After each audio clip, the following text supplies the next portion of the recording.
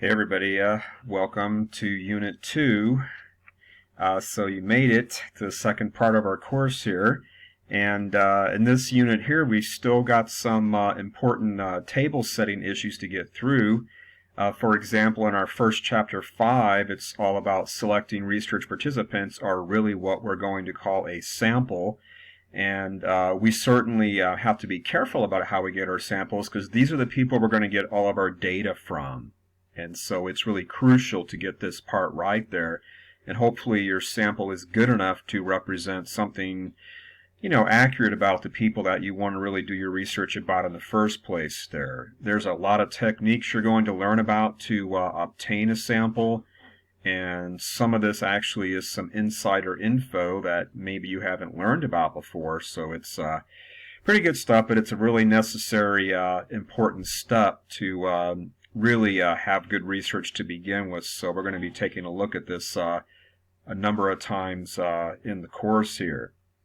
Our next chapter in this section here is also a really important table setting chapter, and that's chapter 6 on research strategies and validity. So it's really two major topics here. So we're going to be taking a look here in this first part of the chapter about different strategies to do research, and as you're going to learn, strategies are all about the kind of question you're going to ask in the first place about behavior. Do you want to describe it? Do you want to predict it? Do you want to maybe explain it? That's going to dictate what type of strategy that you go after in the first place when you do your research. And you're going to find that a number of the remaining chapters after chapter 6 are actually all about a particular research strategy. If you look through your table of contents in your book, you'll see they're labeled strategy this and strategy that. They're really the majority of the chapters that are left over there.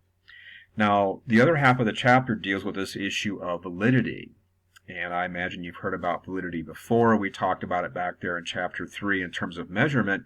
But there's another type of validity we haven't talked about yet, and maybe you haven't learned about probably in another psychology course, and that's the validity of the study itself.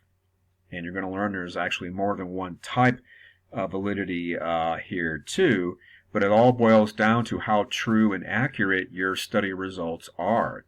Both inside the study itself and how you might want to apply the results of your study outside of that study too, you're going to see. So this is a really big issue, and there's all kinds of things that can jeopardize your ability to have good accuracy either inside or outside of your study, and we call those things threats to validity. So there's a lot of threats out there you're going to actually see. Now, our last chapter in this section here, chapter 7, is our first research strategy chapter, and that's the experimental research strategy.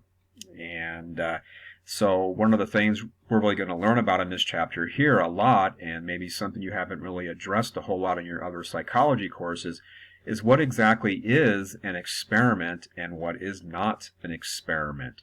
Especially what are the criteria, the elements of a, quote, true experiment. There's a lot of misunderstanding out there about what experiments are and what they are not, so we are definitely going to spend a good deal of time trying to clarify all that. Because I do find oftentimes that a lot of students think they already know what a real experiment is, but it turns out they're probably thinking about some study approaches that really don't quite cut it when it comes to what a true experiment is. It's a real specific type of situation that demands real specific requirements before you can really give it that label of a true experiment there. And part of what your goal is with a real experiment is to, as much as possible, get to unambiguous results. You're going to see I talk about other unambiguous things back there in chapter 6, but unambiguous is a clumsy word, but I think it's a very good word to use to characterize what we're after, and experiments are all about trying to find clear-cut, unambiguous results. If you can't do that, then your experiment was kind of a waste of time. But it's all going to boil down to ruling things out and finding out exactly what happened in your study there. And so we're going to learn some techniques that will help us obtain unambiguous results, or if you like, the other side of the coin, how to avoid ambiguous results. Remember I told you way back in the first chapter that a lot of this course is going to be about how to avoid doing bad research.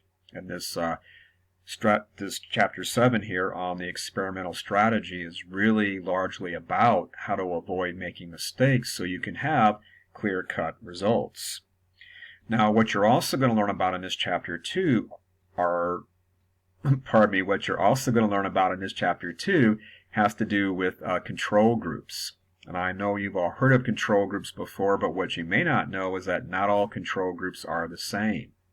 Okay? And we're also going to learn about whether or not we actually have to have a control group to have a true experiment, which kind of comes as a wake-up call to many students, I think. But there's more than one type of control group out there, and that's actually some pretty fascinating stuff. I got a great video you're going to take a look at there with that. And there's also in this chapter 2 the value of doing experiments outside of the laboratory.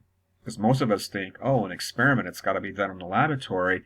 And yeah, that's kind of the most common setting for an experiment, but you can do them outside the laboratory too. For example, field studies, and those are some really cool, powerful studies there. You can learn some things in a field study that really get past some of the limitations of doing something in a laboratory, and that's mostly because they tend to be more real world, because you're doing it in the real world, not a laboratory. Got a great video you're going to watch with that too. Okay, well, that's it. That's our introduction. So you know what to do. Start working your way through your unit module here. And remember, you have to click on each item there before you can get to the next item. You can't skip anything. And so make sure you open everything up so you have access to everything. And you'll see reminders about your MindTap assignments, and also the second part of your paper there you'll see towards the top of the unit module, right up there at the top, to remind you about when your literature review is due. So just kind of keep that in mind there, okay? Your outline of your literature review, not the actual literature review, so don't panic, okay? All right. Take care, and good luck on your work there.